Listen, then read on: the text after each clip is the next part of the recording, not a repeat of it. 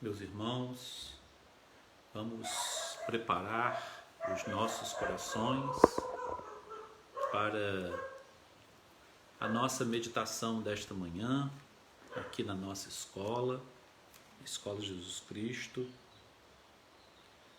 Eu vou ler para preparar nossos pensamentos para a nossa oração, um pensamento do reverendo John Wesley.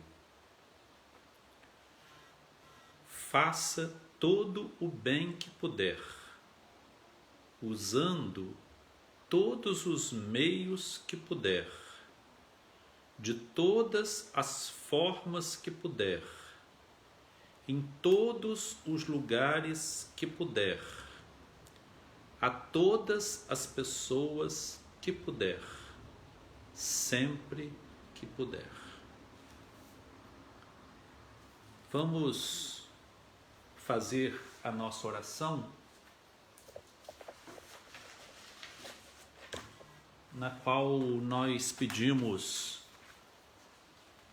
a maior força possível de todos,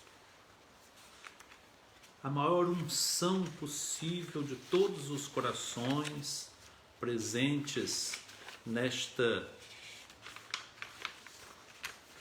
congregação virtual, nessa comunhão de pensamentos e sentimentos, como dizia Kardec, porque dentro de alguns instantes os diretores da Anvisa irão decidir sobre os destinos dos brasileiros, se eles aprovarão o uso emergencial das vacinas Coronavac e da vacina de Oxford no Brasil. E nós estamos urgentemente precisando dessa aprovação. Então, baseado no Sermão da Montanha, que Jesus nos asseverou: amai os vossos adversários, bendizei, abençoai aqueles que vos perseguem e caluniam.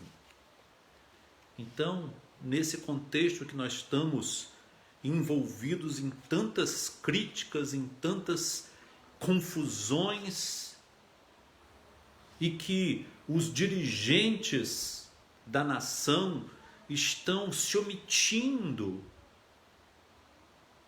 quanto aos nossos destinos humanos, os nossos destinos de brasileiros, nós queremos orar por eles, para esses que decidem, que estão com a outorga divina para a decisão dos destinos do Brasil. Senhor Jesus, elevamos a Ti nossos corações, Senhor, no espírito de Teu novo mandamento. Orai por aqueles que vos perseguem, abençoai aqueles que vos maltratam.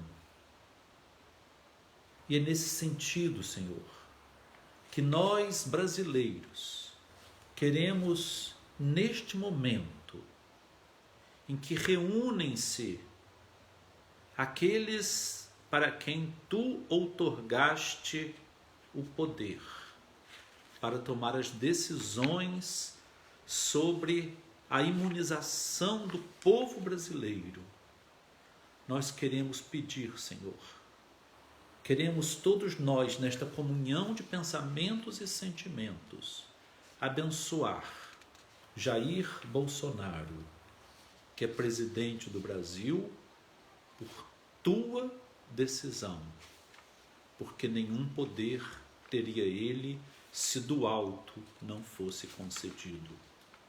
Queremos também abençoar, Senhor, o general Pazuello, que também não teria poder algum se não fosse outorgado do alto.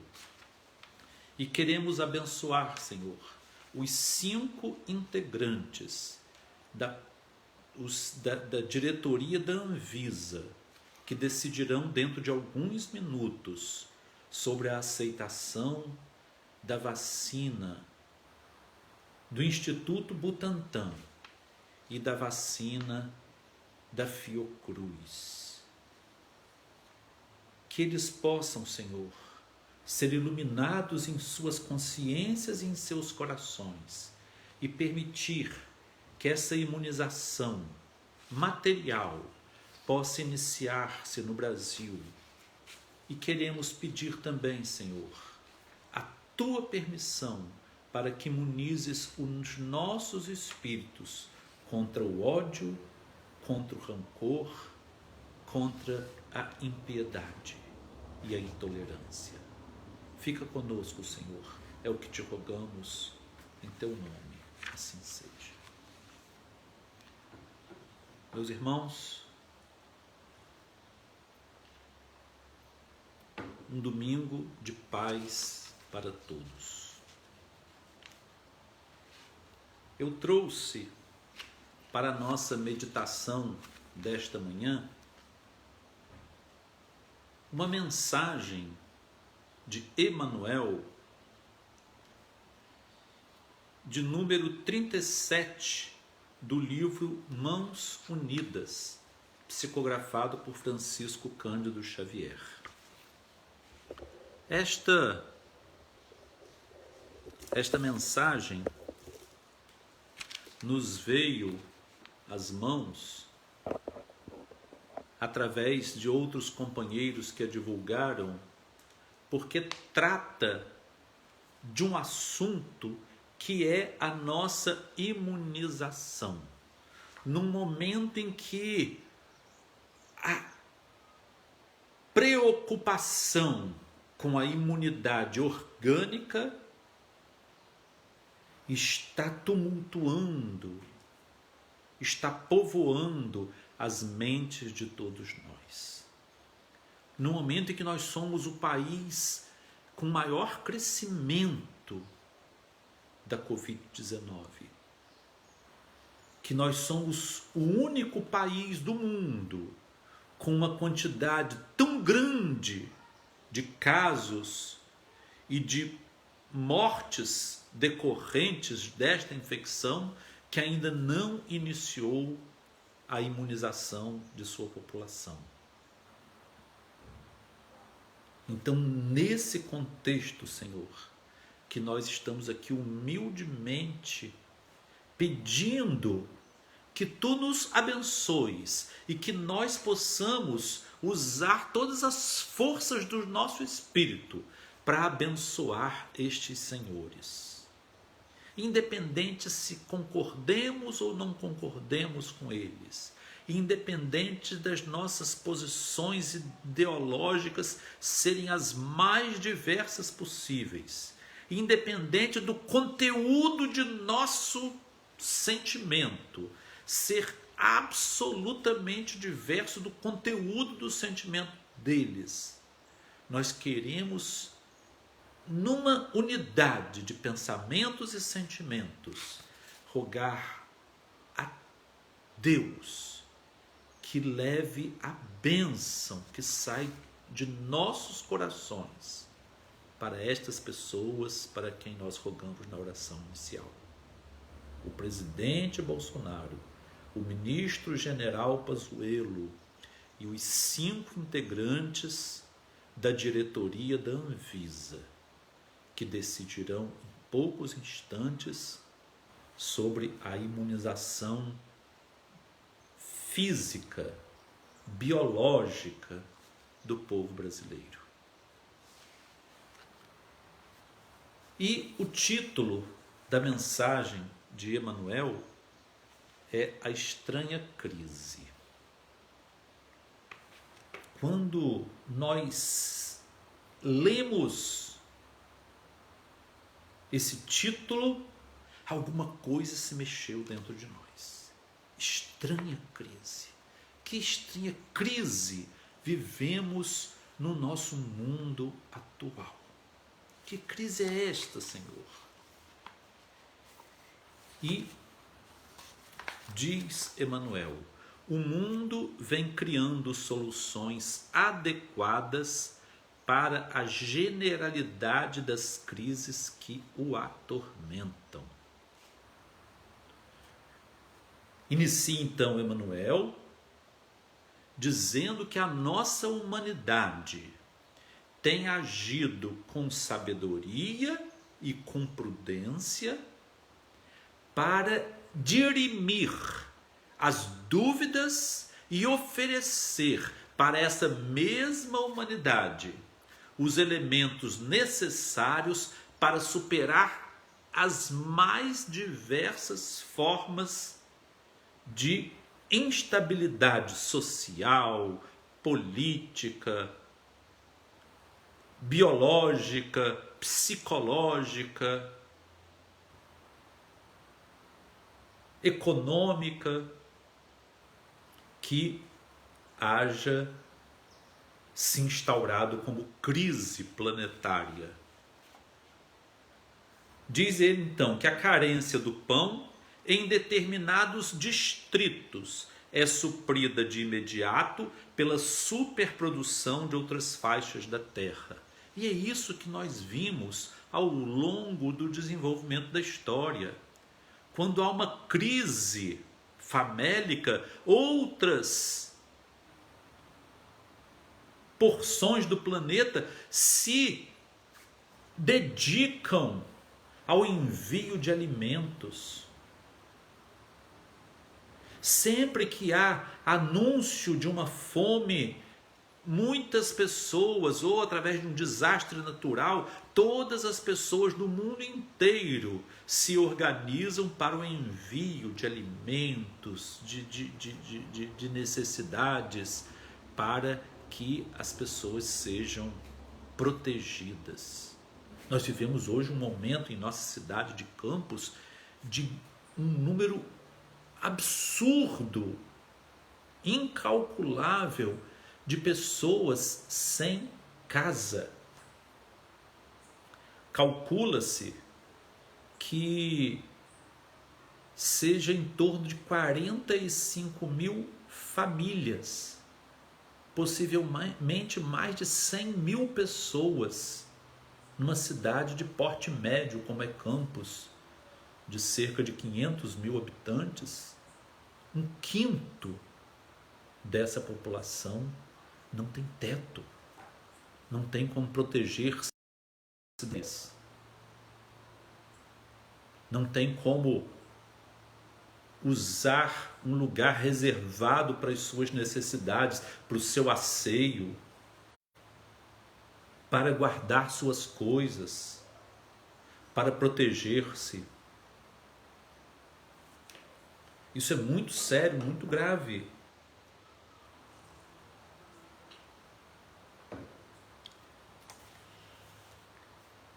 Mas existem as pessoas que estão preocupadas com esse contingente humano e desenvolvem trabalhos de doação de alimentos, de gêneros, de limpeza de água, de roupas, para que eles possam conseguir viver nessa situação dramática de pobreza que cresce em nosso país e particularmente em nosso município. Corrige-se a inflação, podando a despesa. Isso os economistas sempre encontram métodos de baixar quando existe um caso de uma inflação, uma superinflação. Isso aí, desde o tempo de José do Egito, um grande economista, ele ensinava a Faraó como fazer para que o Egito não entrasse em crise de depressão econômica, conhecendo os ciclos da história, os ciclos de grandeza e os ciclos de carência que se intercalavam. Quantas vezes aqui no nosso mundo os estados, as cidades acumulam muitas riquezas e desperdiçam sem prover o futuro. E quando está na situação de carência, começam a lamentar, mas que não foi previsto quando estavam na época das vacas gordas, como José ensinou a Faraó. O desemprego desaparece pela improvisação do trabalho. O trabalho pleno, o emprego pleno deve ser uma das políticas mais urgentes para os políticos implementarem no país. Programas de trabalho, de obras públicas, para que esse contingente de pessoas desempregadas possam encontrar serviço. Todos sabemos que o empreendimento público é uma fonte, o investimento público no crescimento, na construção de casas populares, isso gera um número muito grande de empregos e famílias inteiras passam a depender disso. Então Emmanuel está correto. A improvisação do trabalho, para que o Estado, como detentor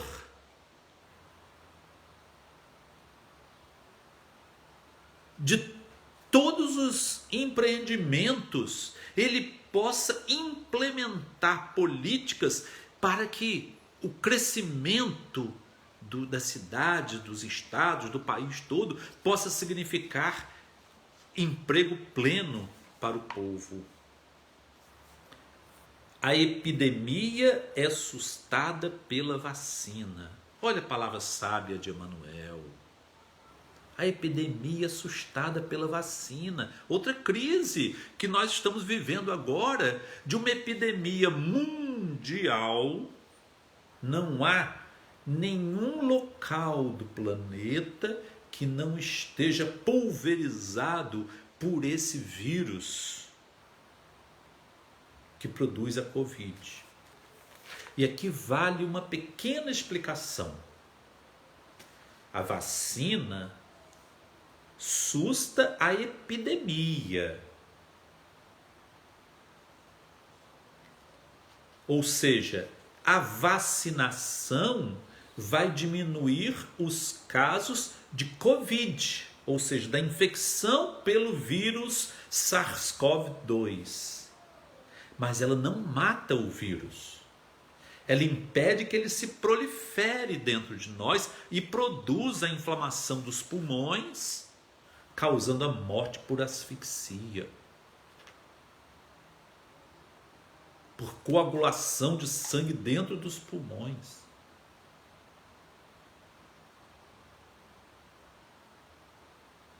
Uma angústia inominável, incomensurável. Estamos vendo agora os irmãos manauaras, onde a falta de cilindros de oxigênio, aqueles cilindros grandes, pesados que nós vemos muitas vezes nos hospitais. Muitas vezes nós passamos por hospitais e vemos um caminhão de uma empresa de oxigênio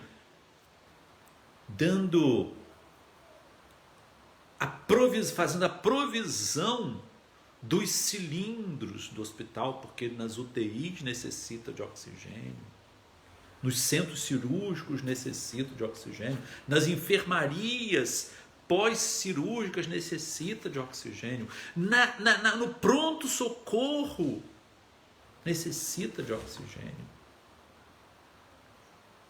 Não é só a Covid-19 que necessita de um aporte grande de oxigênio em todos. A pediatria, a maternidade, a UTI neonatal, a UTI pediátrica, todas as UTIs, o centro cirúrgico, a emergência, todos necessitam de provisão de oxigênio, porque a nossa passagem é muito estreita. Nós somos muito vulneráveis.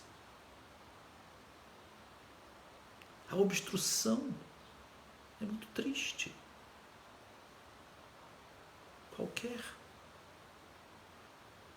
aperto no pescoço provoca obstrução da traqueia. Isso é muito angustiante. Isso é muito angustiante. Portanto, irmãos,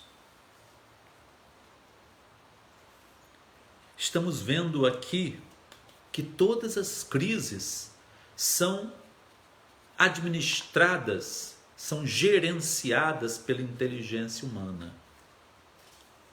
Mas Emmanuel fala aqui de uma outra crise estranha e das que mais afligem os povos, francamente inacessível à intervenção dos poderes públicos, tanto quanto aos recursos da ciência nas conquistas modernas. Referimos-nos à crise da intolerância. Hoje nós vivemos uma crise de intolerância em todo o planeta. As pessoas divergem por causa de suas ideologias, se agridem, se magoam, se dividem. As instituições, as igrejas, as famílias, as escolas, todos nos dividimos por causa das nossas ideologias, por causa dos nossos líderes, por causa de nossos mitos, que desde o travo de amargura que sugere o desânimo, até a violência do ódio que impele ao crime.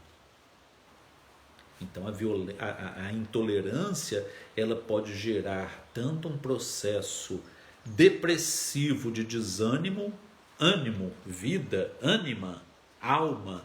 Então o desânimo é a perda da alma, é a perda da vitalidade, do elan vital de Henri Bergson.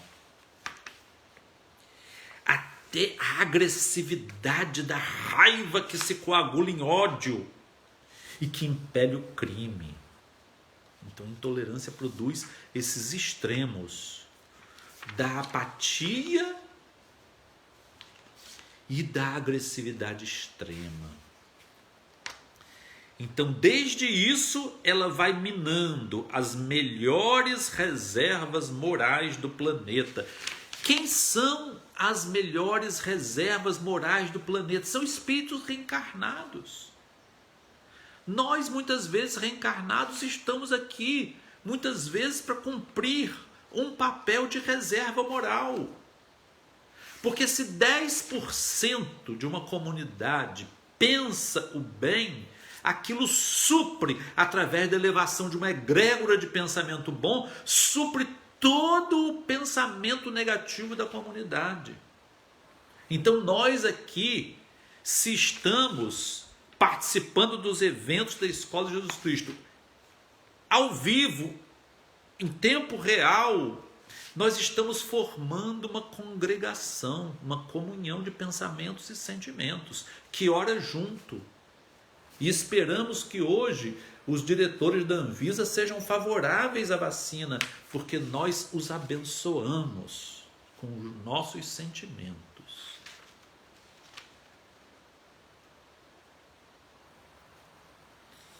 E minando essas reservas morais do planeta, com a destruição consequente de muitos dos mais belos empreendimentos humanos. Muitas vezes os empreendimentos são destruídos porque essas reservas morais, elas sucumbem, elas capitulam diante do desânimo, diante da raiva.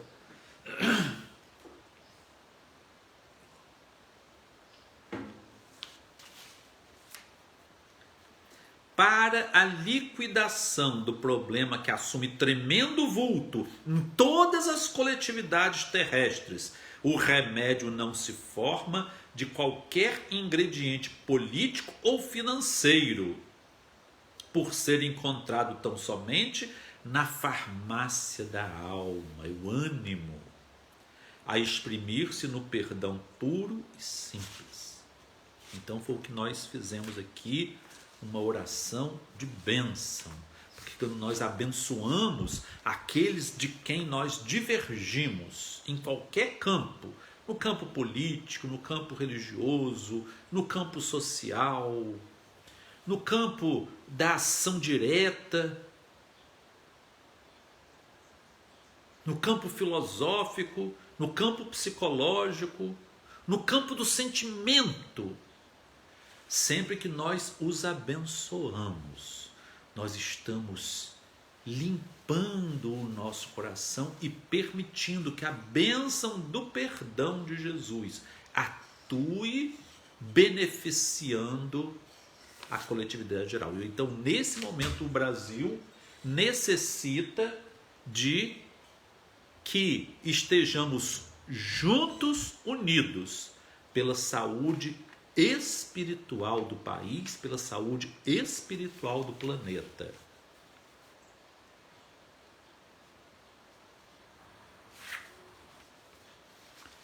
O perdão é o único antibiótico mental suscetível de extinguir as infecções do ressentimento no organismo do mundo. Então, o ressentimento é uma gosma, é alguma coisa que penetra e que não sai, ele se imiscui, ele cola, ele gruda. E necessita de muita paciência para que possamos despegar aquelas grudentas intrusões desta cola pegajosa, antivital, infecciosa, que é o ressentimento. Nós nos ressentimos uns dos outros e indiretamente nos ressentimos de Deus. Então lutemos para que possamos lentamente nos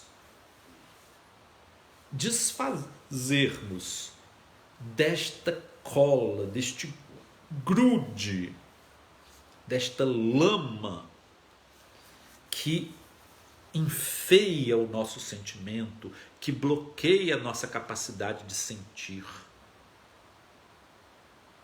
Eu me lembro que o papai dizia que quando Pietro Baldi esteve no Brasil, ele escreveu depois, quando ele voltou para a Europa, em 1951, uma carta aos brasileiros, quando ele dizia: na Europa se sabe pensar, mas não se sabe sentir. No Brasil, eu percebi o sentimento das pessoas. Então aqui ele viveu uma alegria nova, o que o faria retornar em 1952 definitivamente.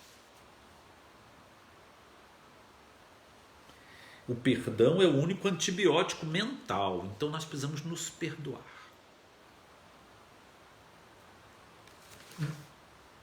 Auto-perdão e perdão mútuo. E uma das maneiras de iniciar o processo de perdão é abençoar. Vamos abençoar aqueles que nos ferem, que nos caluniam, que têm insensibilidade contra nós, que têm antipatia de nós, que nos caluniam, que nos perseguem, que perseguem aqueles a quem amamos. Vamos abençoá-los. Pedir a Deus para enviar a luz para esses corações cruéis, para esses corações insensíveis, para esses corações intolerantes. Pedir a Deus para enviar a luz. Luz que ilumina, luz que renova, luz que esclarece, que abre os caminhos, que permite que nós não nos percamos nas trevas do mundo. Então, entre dirigentes e dirigidos, que haja perdão. Que nós abençoemos aqueles que nos dirigem, mesmo que estejam nos prejudicando. Eu não quero dizer aqui que a sociedade não deva se organizar para exigir, para pedir com insistência os direitos do povo todo. Mas não devemos acumular ódio. Como a fórmula vitoriosa do reverendo Martin Luther King Jr. nos Estados Unidos e a fórmula vitoriosa de Mohandas Gandhi na Índia.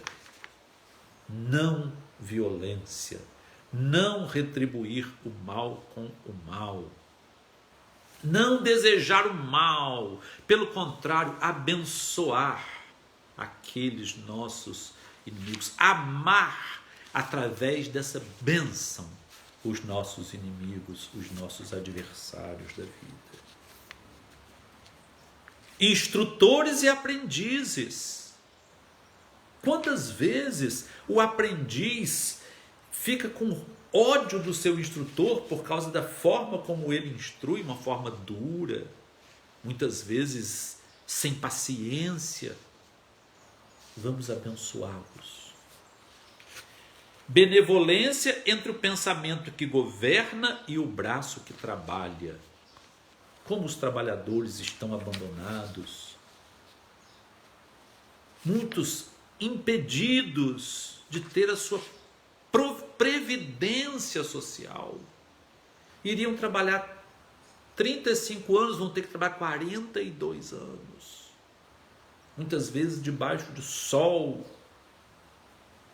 um cansaço, uma fadiga física enorme. Não deixemos de lutar pelos direitos, mas de forma nenhuma acumulemos intolerância e ódio em nossos corações. Entre a chefia e a subalternidade. Consultem-se nos foros, na justiça, as demandas judiciais. Eu me lembro muito que Rubinho, ele participou durante uma época de sua vida, de vida como advogado. Ele dizia: é bom fazer tudo para evitar uma demanda judicial. Que sabedoria! Tanto que existem as tentativas de conciliação feita por um tribunal de conciliação para que evite que aquilo se torne uma grande demanda. Então os foros, a justiça, são autênticos hospitais de relações humanas.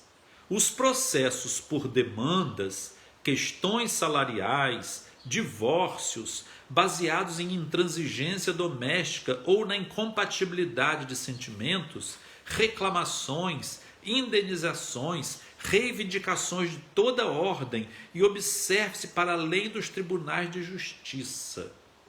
Então, nesse ambiente, existe toda essa ordem de demandas.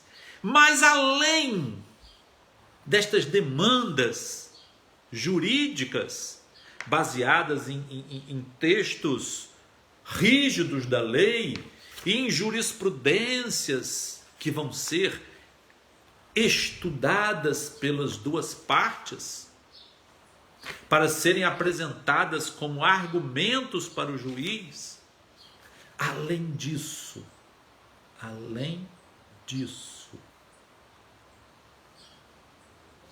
nós vamos ver animosidade entre pais e filhos. Eu conheço uma família em que uma parte dos filhos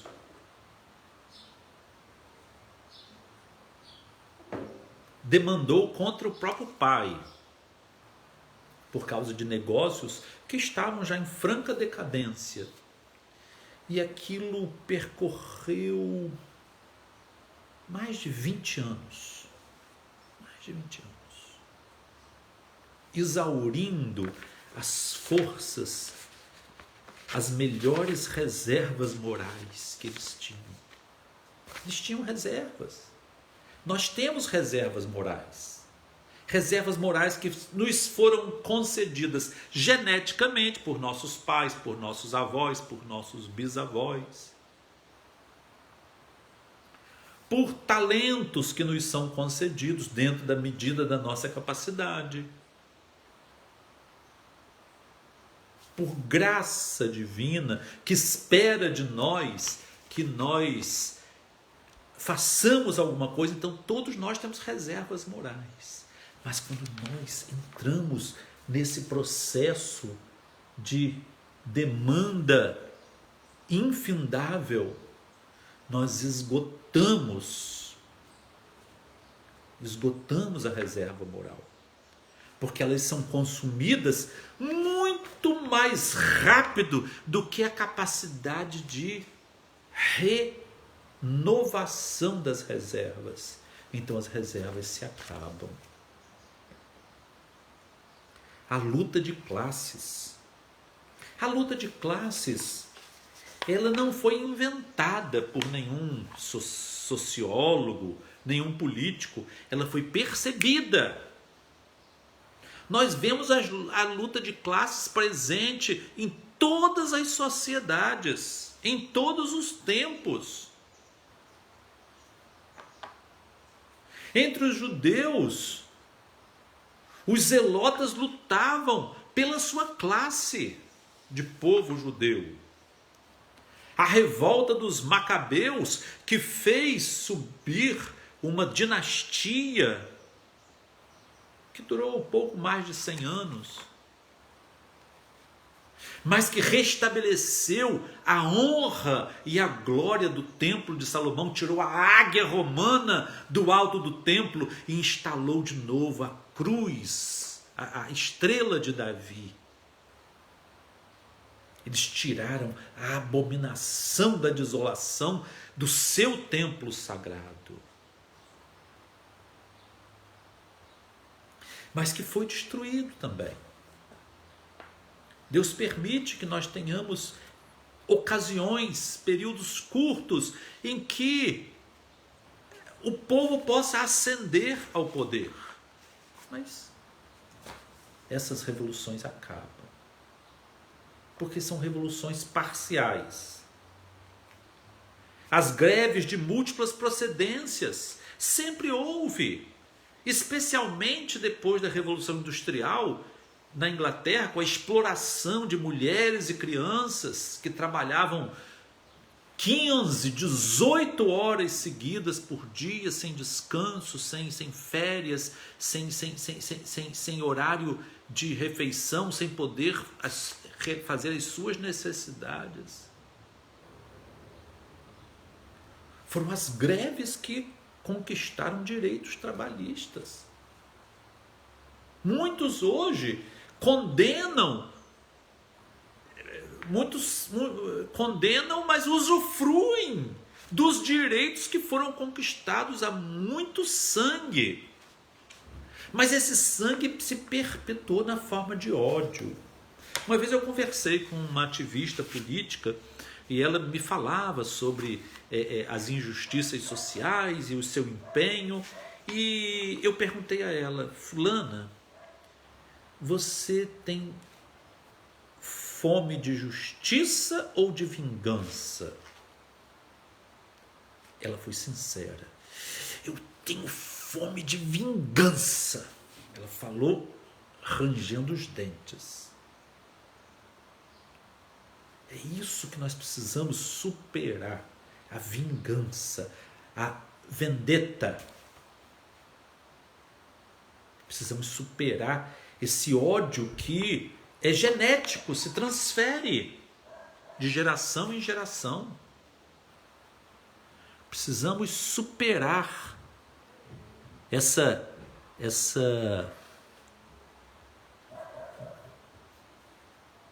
condição que acaba nos dominando e nos obscurecendo a razão. As queixas de parentela, isso aí é infindável. Desde os tempos bíblicos que as parentelas se digladiam até a morte. Os duelos de opinião entre juventude e madureza. Os jovens, os ultrapassados, ou como alguém já disse, num romantismo lamentador: se os jovens soubessem e se os velhos pudessem. As divergências raciais, todos nós estamos envolvidos nisso. Quem tem a epiderme sem melanina, ele é envolvido por um racismo estrutural, por um racismo conjuntural. E é preciso que nós lutemos contra esse racismo estrutural, porque ele pode nos dominar. Se nós não reconhecemos que todos que nasceram sem pigmentação são movidos instintivamente, de uma forma involuntária quase, para uma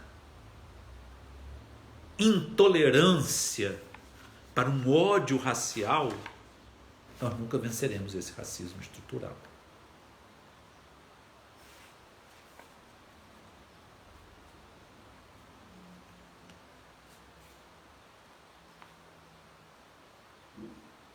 Conflitos de guerra, né? Quantos ódios vêm trazendo dessas guerras que são o passado comum do nosso mundo. E assim verificaremos, ou nos desculpamos uns aos outros, ou o perdão mútuo se estabelece como uma lei, como uma imposição natural, como uma necessidade urgente e vital da existência humana, na condição de espíritos frágeis e endividados, que ainda somos quase todos. Todos caíram e todos foram privados da glória divina. Está escrito. Ou isso, ou a nossa agressividade, ou a nossa ira, acabará expulsando a civilização dos cenários terrestres. Será a barbárie. Se não houver alguém que traga o perdão coletivo, um perdão que seja realmente renovador para as pessoas, a civilização vai se exterminar, como outras já foram exterminadas, né? Eis porque Jesus, há 20 séculos, nos exortou perdoarmos aos que nos ofendem, 70 vezes 7, que são 490 vezes. Então, só nessa operação matemática do Senhor, resolveremos a crise da intolerância, sempre grave em todos os tempos. Então, a operação matemática do Senhor é o exercício de perdão. 490 significa exercício. Significa que ninguém se torna perdoador num átimo. Nós nos tornamos perdoadores no exercício diuturno do perdão. Repitamos, no entanto, que a preciosidade do perdão não se adquire nos armazéns, porque na essência o perdão é uma luz que irradia, começando de nós. E isso é muito importante, porque, como nós dissemos agora há alguns minutos, nós trazemos muitas coisas que ainda são um lodo grudento em nossa alma. E é preciso que isso seja retirado lentamente, pacientemente, através de muita oração, através de muita aspiração do bem.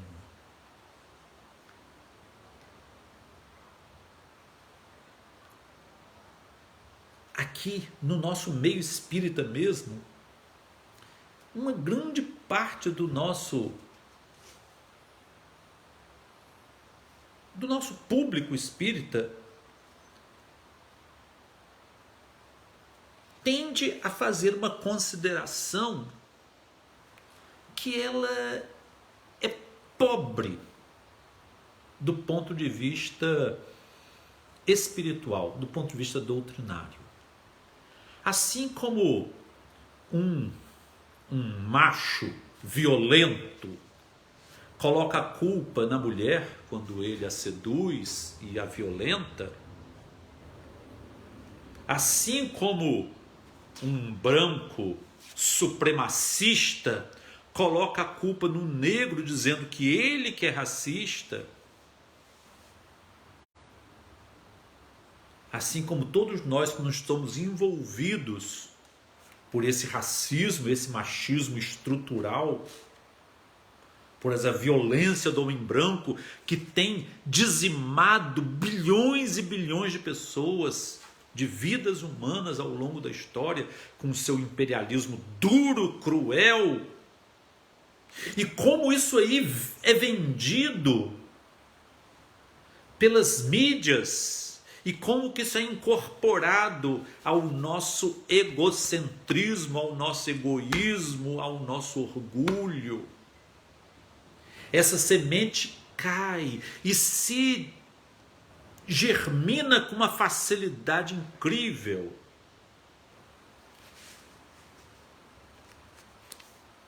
E então nós vemos opiniões pueris, até maliciosas, sempre relacionando o sofrimento a uma causa pregressa, como se nós tivéssemos a visão judicial.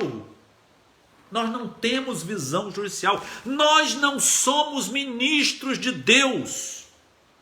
Nós não temos a outorga de juízes da espiritualidade para dizer que o povo está sofrendo agora em Manaus porque eles trancavam os negros nos navios negreiros. Quanta estontícia nós vemos jogando a culpa e a responsabilidade sobre os que estão sofrendo.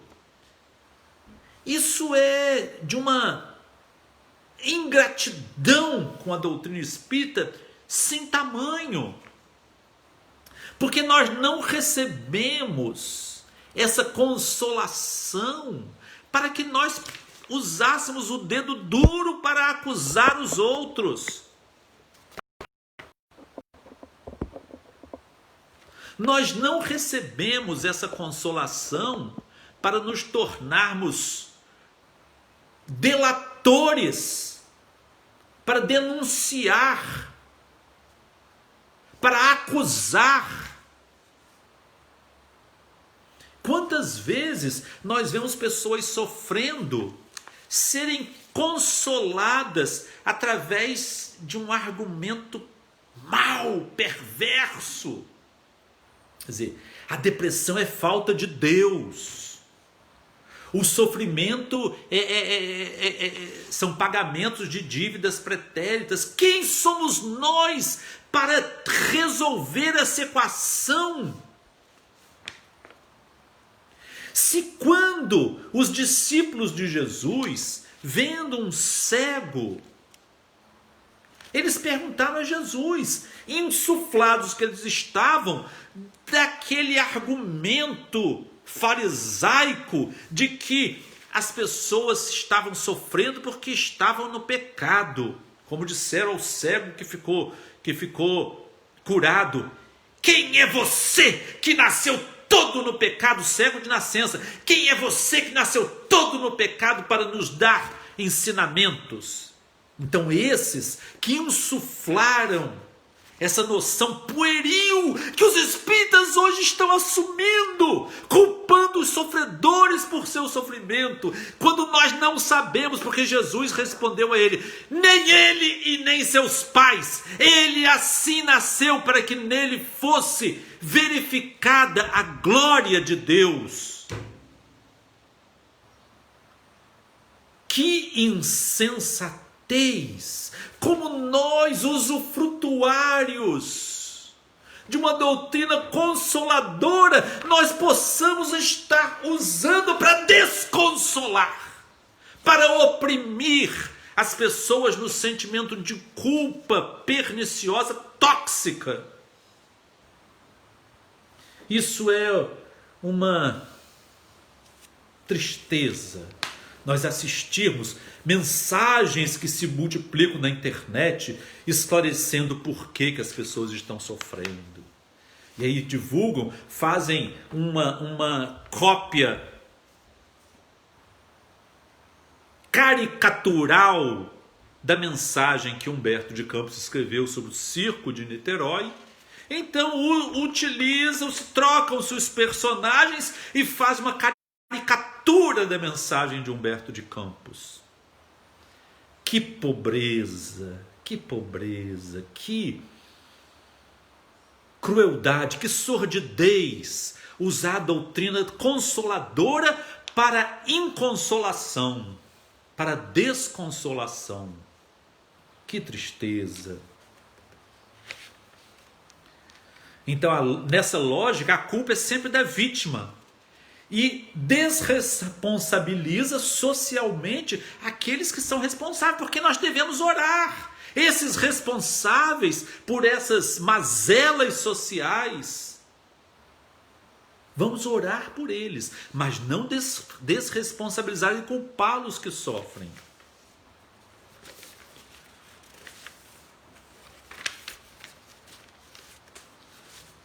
E ainda queria pedir nesse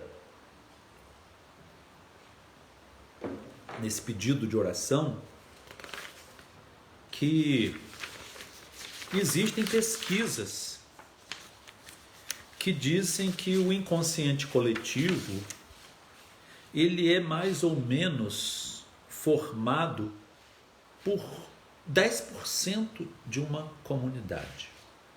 Então, se nós, espíritas, católicos, budistas, protestantes, muçulmanos,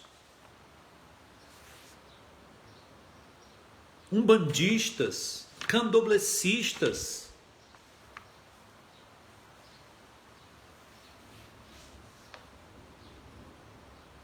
de outras denominações pelo mundo afora, se todos se unirem, e até os ateus, que são homens a quem ele quer bem. Quem quer bem é ele. Nós o amamos porque ele nos amou primeiro. Então ele nos quer bem. Então os ateus também são convidados a formar esta egrégora, esta corrente de pensamentos bons. Se nós conseguimos 10% de cada comunidade, 10% da Escola Jesus Cristo, 10% de Campos dos Goitacazes, 10% dos fluminenses do estado do Rio de Janeiro, 10% dos brasileiros, 10% da humanidade, que elevem seus pensamentos, formando uma teia que atrai e que envolve a todos. Todos os profissionais, todos os sofredores, todos os que estão inclusive naquele momento crítico da hora da crise da morte, como dizia Ernesto Bozano, que cada um a seu turno elevar pensamentos de paz, de oração, de indulgência, de perdão, de fraternidade, de compassividade. Isso formará uma imunidade para o rebanho humano. Essa é a verdadeira imunidade de rebanho dos pensamentos bons. E nisso está a nossa urgência. Eu me incluo como alguém que divulga ódio. E eu quero aqui, neste dia, nessa hora, neste momento, comprometer-me com Deus e convosco a parar com qualquer divulgação de ódio. Quando for para apertar tecla para divulgar, não que nós sejamos piegas e falemos, não, gente, vamos nos amar. Não é com pieguismo, com romantismo esdrúxulo, mas é abençoando aqueles que nos perseguem e caluniam, porque eles são realmente perseguidores e caluniadores. Eles são. Nós sabemos que eles são perversos, são maus, mas nós precisamos, para não nos contaminarmos com a maldade e a perversidade, nós precisamos abençoá-los. Para que nós vibremos em outra dimensão. Para que dessa dimensão nós possamos suavizar este peso que está caindo sobre a terra inteira.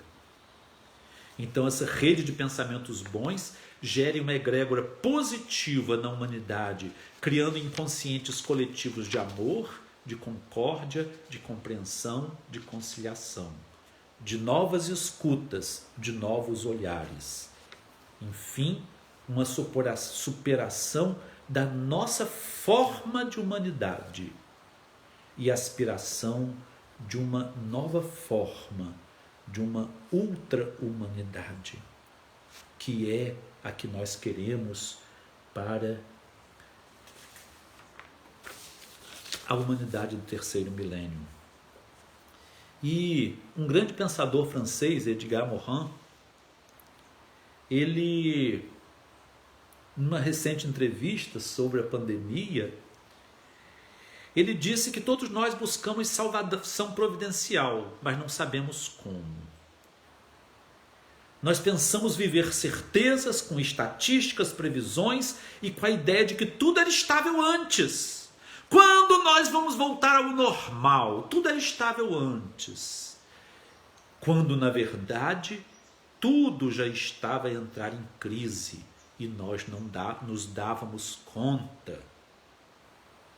Como disse Jesus, porque nos dias que antecederam o dilúvio, o povo levava a vida comendo e bebendo, festejando, como hoje as pessoas querem se festejar. Festejar Natal, festejar Ano Novo, festejar casamento, fazer festa clandestina, especialmente nos bairros de luxo, nos condomínios de luxo, nos ambientes sofisticados. Ali é que se cumpre mais essa profecia triste de Jesus aqui.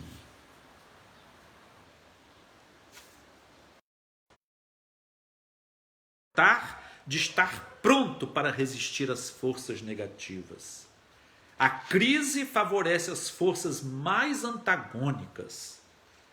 Desejamos que sejam forças criativas, forças lúcidas, as que busquem um novo caminho para a Terra.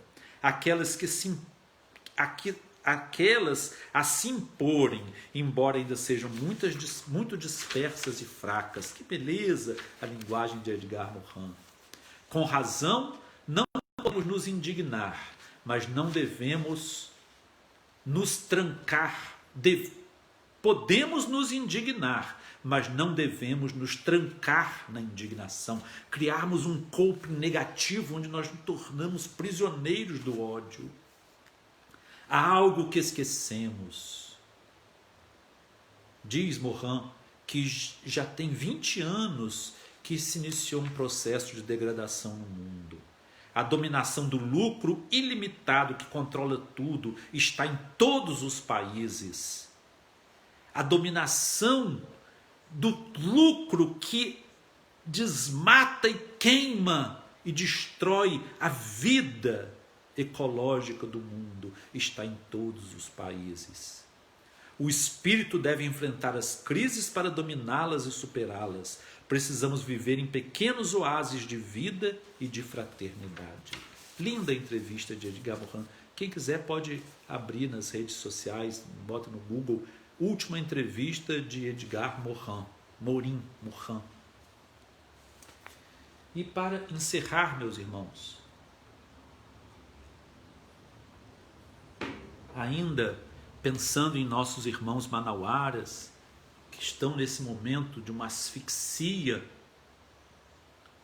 tomando conta dos hospitais de Manaus, fazendo com que as pessoas não se curem porque não dá tempo, porque o ar é muito, nós somos muito frágeis, nós não suportamos viver sem ar, suportamos viver sem oxigênio. Então, eu vi uma oração da Igreja Episcopal Anglicana do Brasil. Eu fiz uma pequena modificação, mudando alguns versos, e vamos agora, com toda a unção de nosso coração, orar.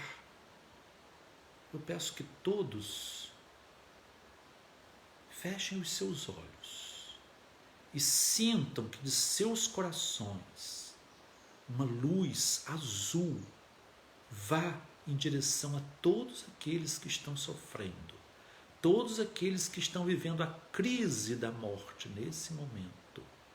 E são milhares de pessoas por dia, somente no Brasil, que passam por esta situação dramática. Oração do sopro. Ruá, sopro da vida, Espírito Santo de Deus. Tu que és o divino hálito, que és o frescor que confere a vida para todos os seres, sopra mais uma vez as narinas das filhas e filhos de Deus que padecem e agonizam pela carência do oxigênio. Que a potência do teu respiro alivie a angústia de todos os que lutam pela sua vida na terra. Assopro de amor, cura-nos da impiedade e da dureza do coração. Bafejo da primeira criação, liberta-nos do hipnotismo das forças de morte que nos enclausuram no egoísmo e no orgulho. Fôlego do Criador, purifica-nos da ganância, da ausência de empatia e da desumanidade. Aragem divinal, que possamos inspirar-te a longos haustos, para que nos penetre, dando-nos vida e vida em abundância. Refrigério da vida, apaga o calor das nossas paixões, suaviza nossas ânsias e eduque nossos desejos. Que teu suspiro santo permita que possamos viver em ti e para ti. Que por teu bafejo possamos dar testemunhos da fé, da esperança e do amor. Brisa universal, a ti pedimos, em nome de Jesus Cristo, que existe em unidade de maternal amor. Assim seja. Em nome de Deus Todo-Poderoso, com a assistência de nossos amigos, benfeitores e benfeitoras espirituais, damos por encerrada a nossa reunião desta manhã. Assim seja.